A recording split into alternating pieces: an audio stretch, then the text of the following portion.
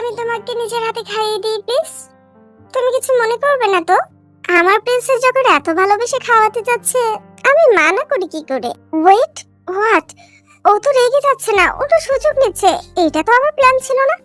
Jungkook, enough, stop this drama. Dinner শেষ করো। Relax হায়ুং, আমার আজ ডিনারের চেয়ে এই অদ্ভুত মিষ্টিটা বেশি ভালো লাগছে।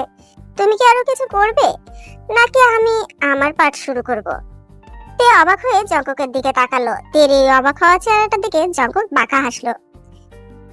জংকুক কাজের মেয়েদের ইশারা করলো খাবার সার্ভ করার জন্য। সারা এবং অন্য কাজের মেয়েরা খাবার সার্ভ করতে শুরু করলো, কিন্তু জংকুক যে নিজের পেটে হাত দিতে যাবে অমনি তেইং একটা চিৎকার দিয়ে উঠলো।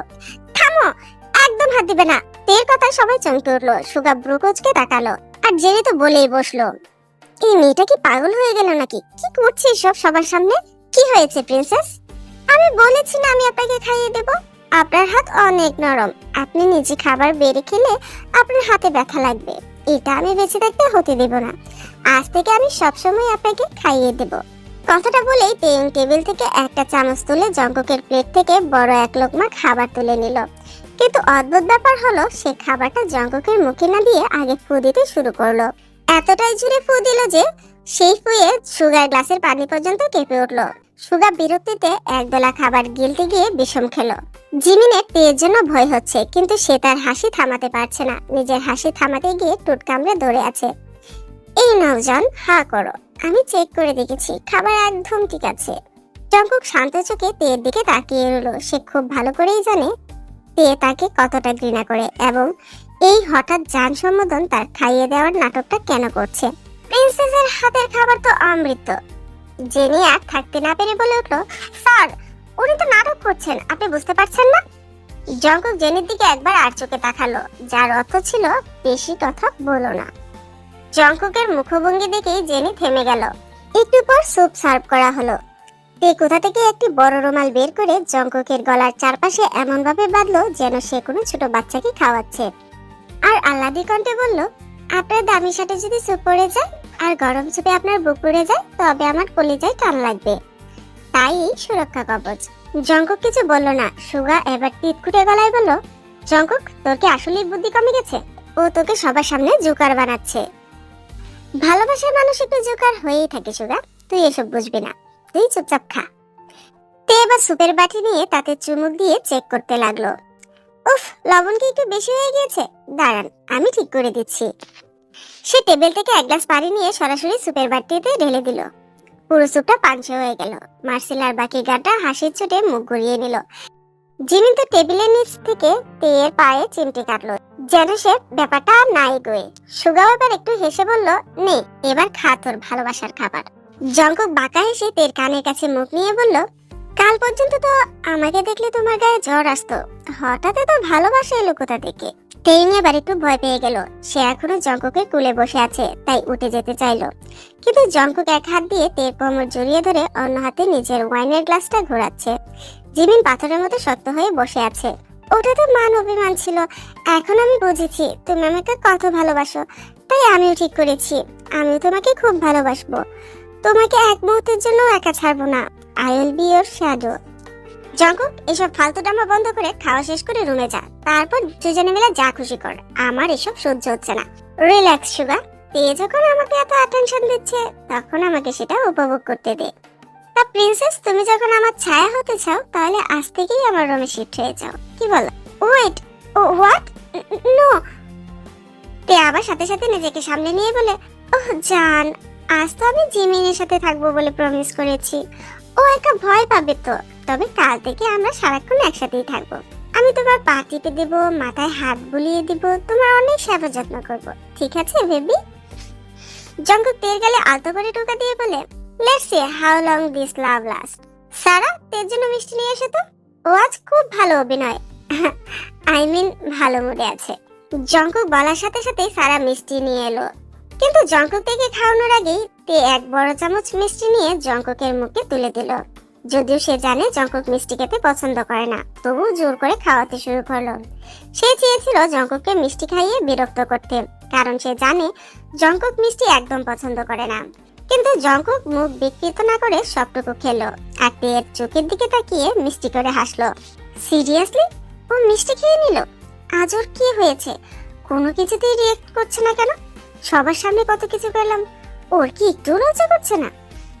জঙ্কুক খাওয়া শেষ করে তের কানের কাছে ফিসফিস করে বলল, নাইস ট্রাই তেঙ্গা। তুমি যদি ভেবে দেখো তোমার এই ওভার অ্যাক্টিং দেখে আমি বিরক্ত হয়ে তোমাকে ছেড়ে দিব, তবে তুমি ভুল করছো। You are looking even more delicious when you act like this. জঙ্কুকের কথা শুনে তের শরীরের ভিতর দিয়ে একটা হিমশীতল স্রোত বয়ে গেল। সে বুঝতে পারলো জঙ্কুক তার প্যান্টটা ধরে ফেলেছে, কিন্তু সেটা নিয়ে সে পাল্টা খেলা করছে। জিমিন, তোমার ফ্রেন্ডকে নিয়ে যাও, কাল সকাল পর্যন্ত ওকে ছুটি দিলাম। কিন্তু কাল থেকে, কথাটা বলে জঙ্কুক তের দিকে ফিরলো। তারপর বলল, be ready for my non stop love princess. Tae দ্রুত জঙ্কুকের কোল থেকে নেমে দৌড় দিতে চাইলো, কিন্তু জঙ্কুক তাকে আটকে দিল। জঙ্কুক তের কপালে আলতো করে হাত থেকে বলল, তোমার এই নতুন রূপটা আমার বেশ পছন্দ হয়েছে তে। কাল থেকে তবে পা টিপে দেওয়ার মিশনটা শুরু করো, কেমন? এখন যাও, জিমিনকে নিয়ে বিশ্রাম নাও। তে জিমিনের হাত ধরে প্রায় দৌড়ে সিঁড়ির দিকে এগিয়ে গেল। সুগা শুধু অপলক দৃষ্টিতে জঙ্কুকের দিকে তাকিয়ে রইল, যেন সে তার ভাইয়ের ভিতরের এক নতুন শয়তানকে জেগে উঠতে দেখছে। তে আর জিমিন যখন উপরে উঠে যাচ্ছিল, তে বিড়বিড় করে বলল, গাধাটা কি সিরিয়াসলি বিশ্বাস করলো নাকি? আমার তো মনে হচ্ছে প্ল্যানটা উল্টে যাচ্ছে। জিমিন শুধু কপালে হাত দিয়ে ভাবছে এরপর আর কি কি দেখতে হবে।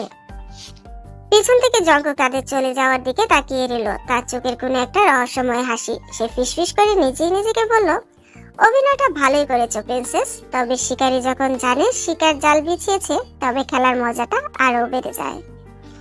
বেডরুমে ঢুকে জিমিন দরজা বন্ধ করে দিয়ে চেঁচিয়ে উঠল, তে আর ইউ ক্রেজি? তুই জঙ্কুক ভাইয়ের কোলে গিয়ে বসলি? আমি তো ভয়ে শেষ হয়ে যাচ্ছিলাম। আর ওই জান বেবি এসব কি ছিল? It was so cringe. I had no choice Jimin. আমি ভেবেছিলাম ও বিরক্ত হবে। সুগা ভাই বলেছিল ও ইজিলি সব পেয়ে গেলে ইন্টারেস্ট হারিয়ে ফেলে, তাই আমি ওকে ভালোবাসার পাহাড়ে ডুবিয়ে দিতে চেয়েছিলাম। কিন্তু হি ইজ এ সাইকো। ও রেগে যাওয়ার বদলে এনজয় করছিল। এনজয় মানে? ও তো তোর সব মুভ আগে থেকেই বুঝে ফেলেছিল মনে হলো। দেখলি না কেমন বাঁকা হাসছিল? হি ওয়াজ লিটারালি প্লেইং উইথ ইউ। জানি, ও আমার কানে ফিসফিস করে বলল, নাইস ট্রাই। তার মানে ও জানে আমি অ্যাক্টিং করছি, কিন্তু ও সেটা এনজয় করছে, কারণ আমি এখন আর ওর অবাধ্য হচ্ছি না। This is getting dangerous Jimin. আমি ভেবেছিলাম ও আমাকে ছুঁড়ে ফেলে দিবে, কিন্তু ও তো উল্টো আমাকে ওর রুমে নিয়ে যেতে চাইছে। এখন কি করবি? সুগা তো কাল সকালেই আমাকে নিয়ে চলে যাবে। তুই এখানে একা এই শয়তানটার সাথে কিভাবে ডিল করবি? আমাকে আরো এক্সট্রিম কিছু করতে হবে। যদি মিষ্টি ভালোবাসায় কাজ না হয়, তবে আমাকে ওর পার্সোনাল স্পেস এমন ভাবে নষ্ট করতে হবে যেন ও পাগল হয়ে যায়। কাল থেকে আমি ওর প্রতিটা বিজনেস মিটিং, প্রতিটা ফোন কল সবখানেই ইন্টারফেয়ার করব। I will suffocate him with my love.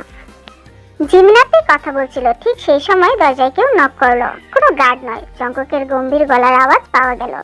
Jungkook দরজার ওপাশ থেকে বলল, তে আর ইউ স্লিপিং? আমি তোমার জন্য একটা গিফট পাঠিয়েছি, সারাকে দিয়ে পাঠিয়ে দিচ্ছি, দেখে নিও। গুড নাইট মাই লাভ। জঙ্কুকের পায়ের শব্দ দূরে চলে যেতেই সারা একটি বড় বক্স নিয়ে ভিতরে ঢুকলো। বক্সটি খুলতেই জিমিন আর তের চোখ কপালে উঠলো। ভিতরে একটি দামি ডিজাইনার ওয়েডিং ড্রেস এবং একটি হীরের নেকলেস, সাথে একটা ছোট নোট। তুমি আজ খুব সুন্দর অভিনয় করেছো, তাই তোমার জন্য এই ছোট্ট পুরস্কার। আগামী পরশু আমাদের এঙ্গেজমেন্ট, তৈরি থেকো হবু বউ।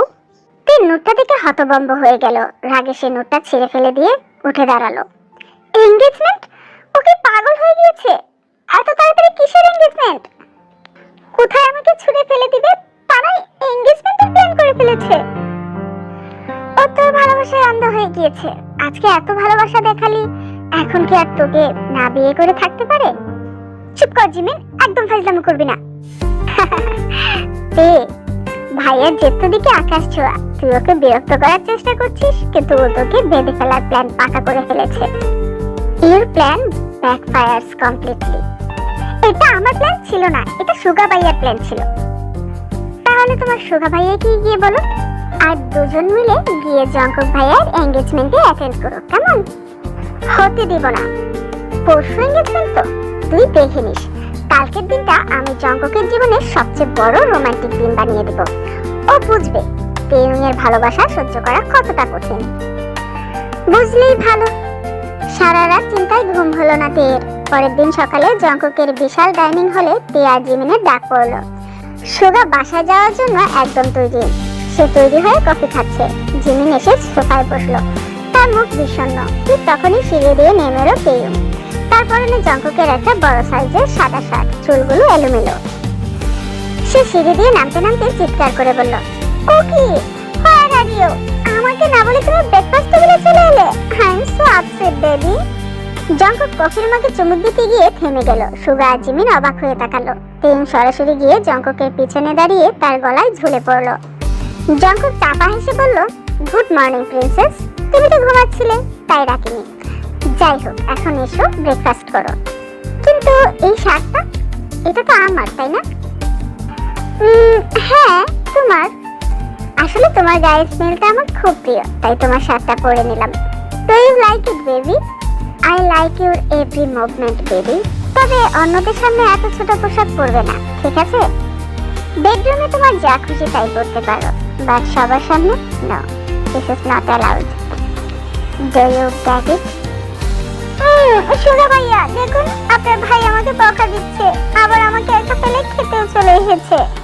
সুগা বিরক্তিতে মুখ কুঁচকে বলল, ডিসগাস্টিং।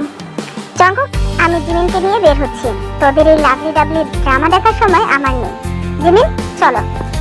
এই তো সুগা ভাইয়া কি সুন্দর বিরক্ত হচ্ছে, কিন্তু এই জঙ্কুকের তো বিরক্ত হওয়ার নামই নেই। ও তো এটাকে এনজয় করছে। কি যে করবো। কি হলো জিমিন, বসে আছো কেন? এসো। জিমিন উঠে দাঁড়ালো। তে দৌড়ে এসে জিমিনকে জড়িয়ে ধরলো আর কান্নার অভিনয় করতে করতে জিমিনের কানের কাছে ফিসফিস করে বলল, জিমিন, সাবধানে থাকিস। আমি তো সাবধানেই থাকবো তে, কিন্তু তোর জন্য আমার টেনশন হচ্ছে রে। বেশি বাড়াবাড়ি করিস না প্লিজ। খুব বেশি সমস্যা হলে এঙ্গেজমেন্টটা করে নিস, বাকিটা পরে দেখা যাবে। তবু জঙ্কুক ভাইয়াকে এতটা রাগাস না কেমন? তুই চিন্তা করিস না, যেভাবেই হোক আমি এঙ্গেজমেন্ট আটকাবো, তবে জঙ্কুককে রাগিয়ে নয়, জঙ্কুককে ভালোবেসে। কি করবি তাহলে? আমি আর জঙ্কুকের অফিসের কাজে এক সেকেন্ডও মন দিতে দেব না। I will make him crazy Jimin. Tae please be careful, Jungkook ভাইয়া যা শয়তান। তুই চিন্তা করিস না, তোমাদের কথা বলা শেষ হলে যেতে পারি, আমার কাজ আছে জিমিন। জিমিন আর কথা বাড়ালো না, চুপচাপ সুগার পিছন পিছন চলে গেল। সুগা জিমিনকে নিয়ে বের হয়ে যাওয়ার পর লিভিং রুমে শুধু জঙ্কুক আর তে। জঙ্কুক ল্যাপটপ খুলে বসতে চাইলো, কিন্তু তেয়ুম ল্যাপটপটা টেনে বন্ধ করে দিল। কি হলো princess? No work today Kookie. তুমি বলেছিলে আজ আমাকে সময় দিবে, আমি তোমার কোলে বসে ব্রেকফাস্ট করব আর তুমি আমাকে খাইয়ে দিবে। কি বেবি, খাইয়ে দিবে তো? জঙ্কুক ল্যাপটপের উপরে হাত রেখে তের দিকে স্থির দৃষ্টিতে তাকালো। তেইম্বা, তোমার এই সাডেন এনার্জি আমাকে অবাক করছে। তুমি কি জানো আজ আমার একটা ইম্পর্টেন্ট বিজনেস মিটিং আছে? তে হাল ছাড়লো না, বরং জঙ্কুকের গালে হাত বুলিয়ে বলল, মিটিং আছে কি আমি কম important? I want your all attention. চলো আজ আমরা গার্ডেনে গিয়ে পিকনিক করব। আর হ্যাঁ, তোমার সব কল আজ আমি রিসিভ করব। আমি চাই সবাই জানো তুমি আমার। জঙ্কুক একটু ওয়ার্ড না করে তের কোমর ধরে নিজের দিকে টেনে আনলো।